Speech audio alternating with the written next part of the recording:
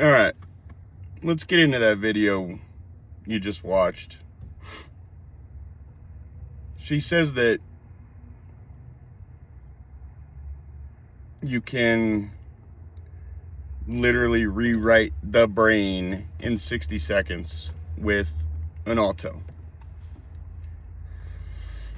For those of you that don't know, these are scan tools. They're diagnostic tools. Yes, they can do some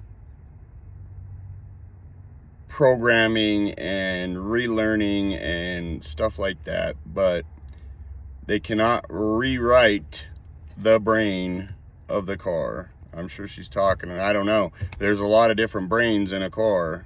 A lot of newer cars, can have up to 30, 40, sometimes 50 modules in them, which are the brains, and they all communicate over a network in the car. So it is not possible to rewrite the so-called brain in a car, especially in 60 seconds. When we go to do any like flashing or programming of an ECM in a vehicle, we literally have to hook up the battery to a power source. That way we have a constant 12 volt power supply without any spikes, without any voltage drops, anything like that, because one voltage drop or voltage spike could cause that whole programming process to fail, and then you ruin that ECU. So a lot of misinformation going on in this video, and I think what happens here is, for those of you folks that are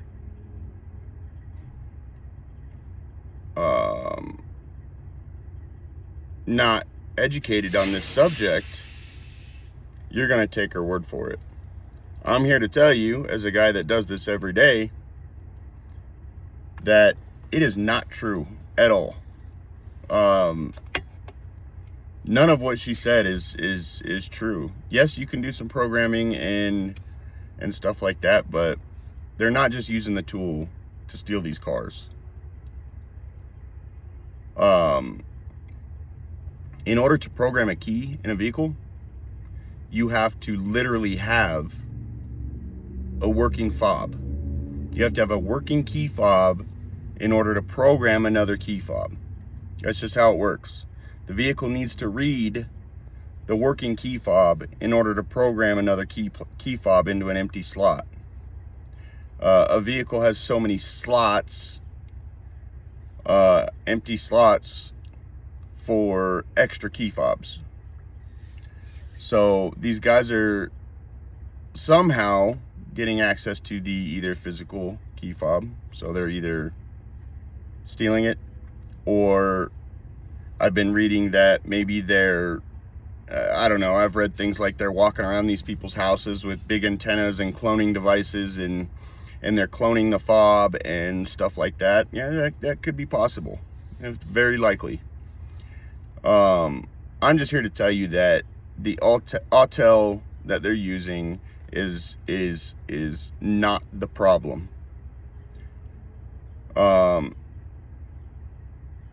Yes, should there be a way that identifies people that are using these scan tools? Sure. Maybe every time you buy a scan tool, you've got to put your identification in there, and it uploads to a database. Do I think NASTF is the way to go? No. Because I have not heard any good things about it. And for guys like me, I work at a shop. I have my own scan tool. I also have my own business doing mobile mechanic. That business does okay for me, but to have these extra expenses and subscriptions and all that stuff, I'm not going to be able to make my services affordable. So being able to compete is out of the question, right?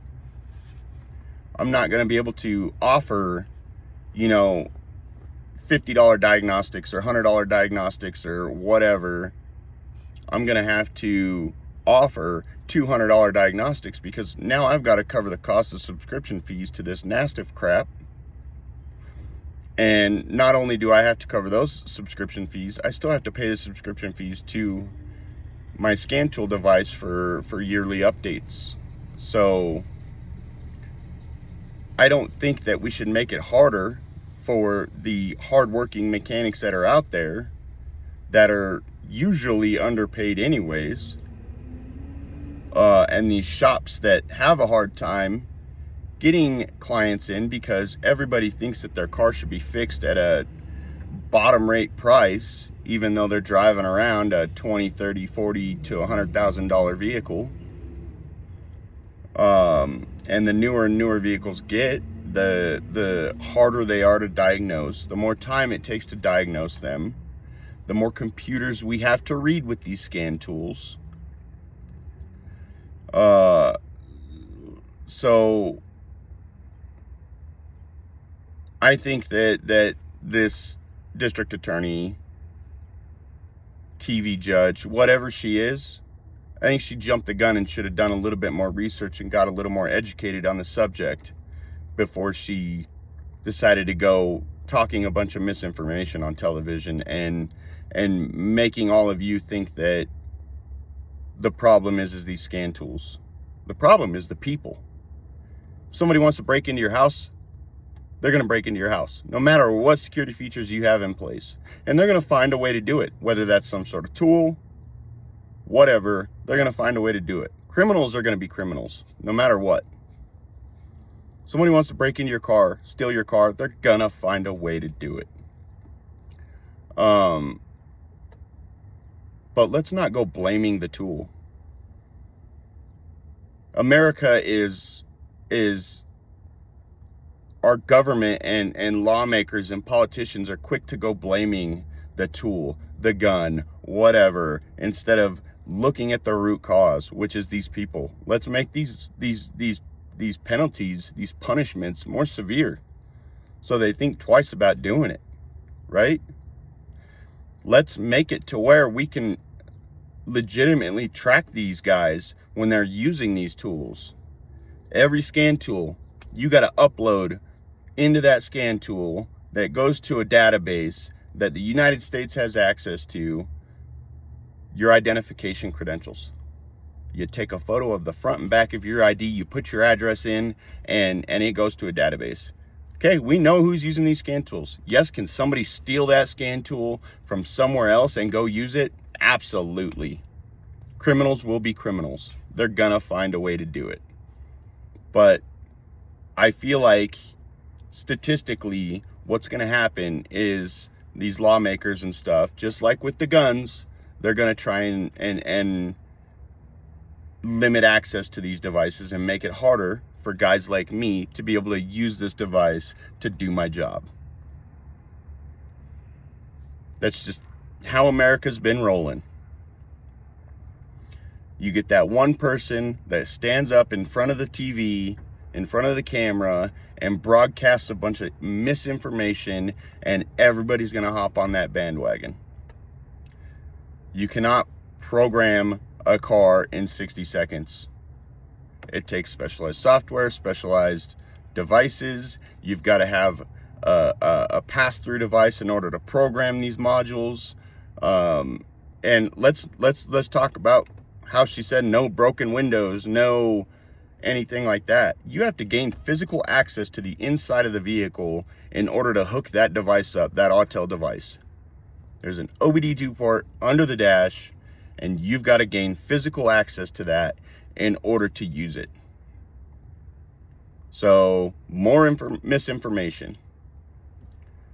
I really hope that this video that I'm creating gets spread everywhere. I hope it goes viral, because that is crap. That is the problem with America. Let's just go blame the tool and make it harder for everybody else that is obeying the laws, that is using this stuff for the right reasons. Come on, guys. What is wrong with you these days? Criminals will be criminals.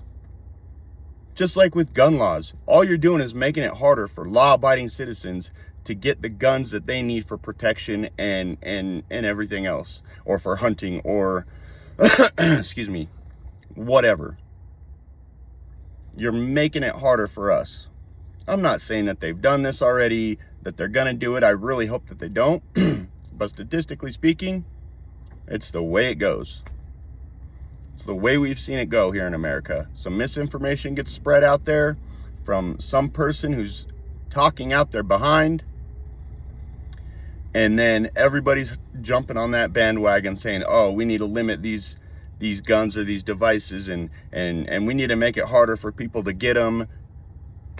It just makes it to where I can't do my job. I already struggle to support my family. Let's look at the problem here. Let's find a way to track these devices that are being used and make these punishments more severe for these people that are doing this, so maybe they'll think twice about doing it. It just really gets under my skin that this misinformation is being spread like this. It's none of it's true. Like what she said, yes, you can use this device for certain things and certain programming, but the way she said this, not true. You can't rewrite the brain of a vehicle in 60 seconds, in less than 60 seconds, with an Autel device. It's just not how it works. So my little rant's over. Drop a comment. Let me know what you guys think. I don't think NASTF is the way to go.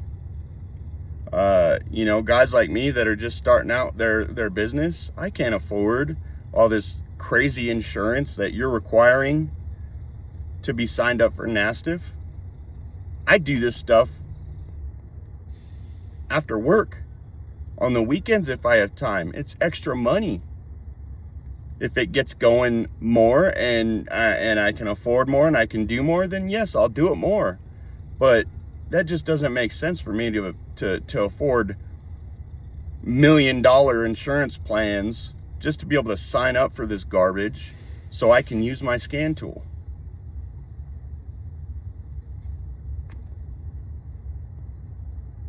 Make that make sense, people.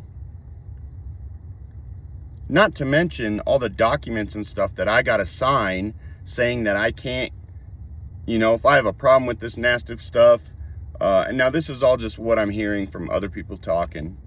You know, I gotta sign documents saying that I can never come after them with a lawyer, and there's like NDAs and this, that, and the other, and I'm basically signing any right I have to fight them away when I have to sign up for this stuff just to use a tool that I bought with my money that I own. I don't think that's okay. I'm not going to get too far into it because I don't want to be the guy spreading misinformation. Like I said, this is just stuff I've heard from other people. Let me know what you guys think. Maybe some of you have more knowledge about some of this stuff. And you can post a comment, but I think something's happening here and they're going to make it harder for us hardworking mechanics to be able to do our jobs. I have people that come to me and ask me to program a key fob for them. You know, that it's all a part of being a mechanic. There's a lot of computers you got to deal with these days. It's not just turning wrenches. So hopefully it's something that comes out of this that doesn't make it hard for us guys that you know are just starting out, or with their mechanic business, or you know, anything like that. But we'll see what happens. It just irks me that this misinformation is being spread, because that's how all these crazy laws get put into place. So you, ma'am, whatever your name is, I don't want to mispronounce your name, district attorney, lady, judge, TV judge, You are wrong. Maybe you should be a little more educated before you go and stand in front of a camera and talk about something. Maybe ask a professional first, because you know nothing about this. Don't go spreading a bunch of misinformation and lies. You're wrong. Thanks for watching, everybody. I know this was a little long-winded and kind of a rant, but there's always something. Have a good day, y'all.